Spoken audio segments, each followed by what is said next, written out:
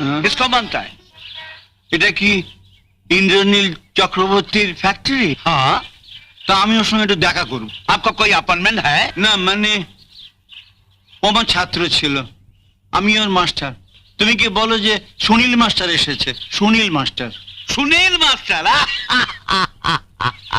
Master ji ये school नहीं है, ये फैक्ट्री है, फैक्ट्री। यहाँ मैकेनिक लोगों को जरूरत है, आप मास्टर लोगों को जरूरत नहीं है। नहीं, हट, हट, नहीं,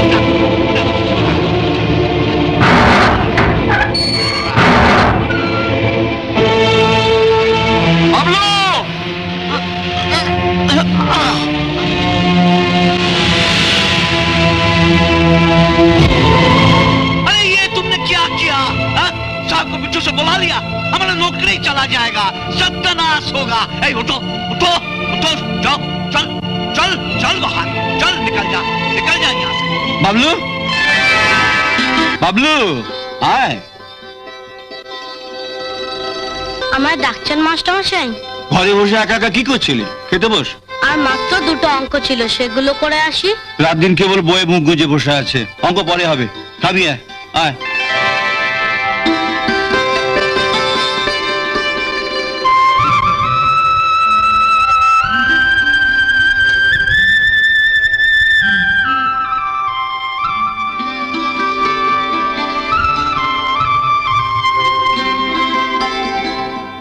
দেখো তুমি আমার পেটি মাছ থামাই দিলে।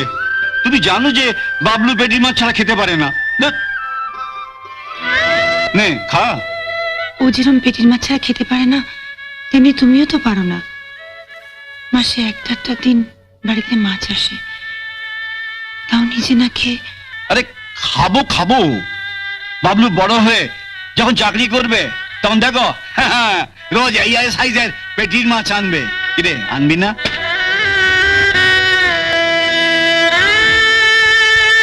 मास्टर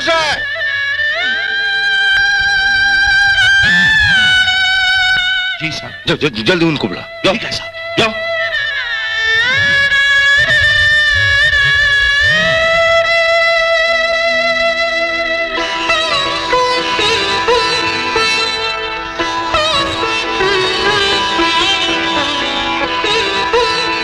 আমি তো তোমাদের নিয়ম কানুন জানি না, আমি ভুল করে পেছন থেকে ডেকে ফেলেছি। তুমি আমায় ক্ষমা করো বাবা, তুমি আমায় ক্ষমা করো। এ আপনি কি বলছেন মাস্টার সাহেব?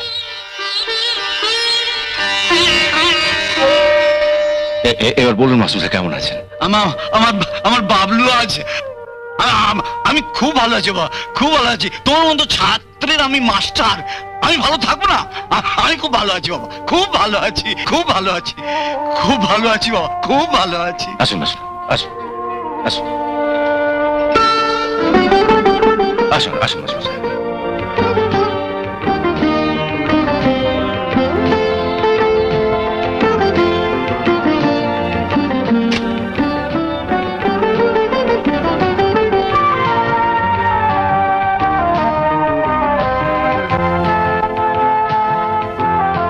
দাঁড়িয়ে রইলে কেন? বসো। হ্যাঁ বস। কি হলো, বসলে না? ও তোমার সেই ছোটবেলা অভ্যেসটা যায়নি, আমি না বসলে তুমি। আচ্ছা বেশ, আমি বসছি, তুমি বসো।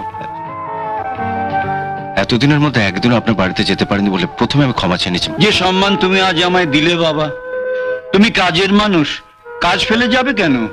কাজের মধ্যে আছো বলেই তো তুমি আজ এত বড় হয়েছো। আপনি 1 মিনিট বসুন আসুন, আমি আসছি। এক মিনিট।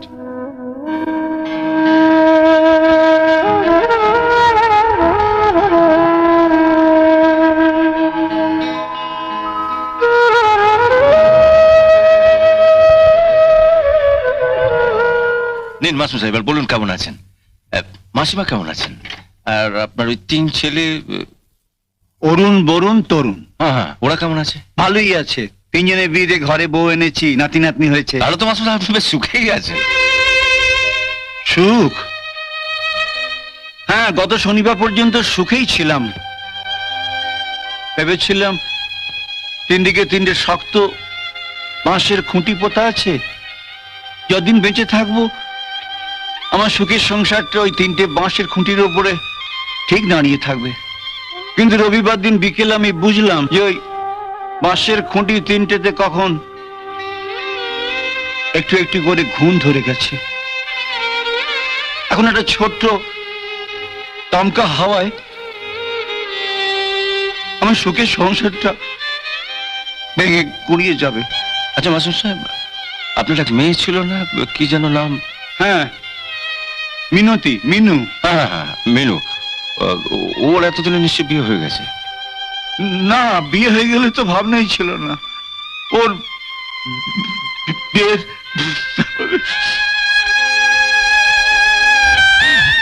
ভেবেছিলাম ও 3 দাদা রয়েছে, ওরাই দেখে শুনে ওদের বোনের বিয়ে দেবে।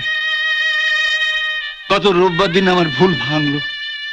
আমাকে স্পষ্টই জানিয়ে দিলে যে মেয়ে যখন আমার তখন তার বিয়ে দেবার দায়িত্ব আমার। ওরা খুব বেশি হলেও 3-4 হাজার টাকা করে আমায় ভিক্ষে দেবে। আচ্ছা তুমি বলো তো বাবু, এই বুড়ো ভয়সা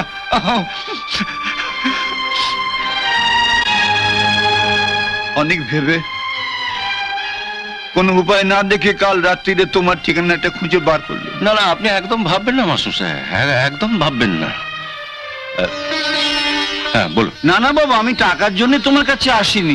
না, পেনটা খুঁজছিলাম আপনার ঠিকানাটা। এই যে এখানে এতগুলো কলম আছে। কে আসছিল না? হ্যাঁ বল।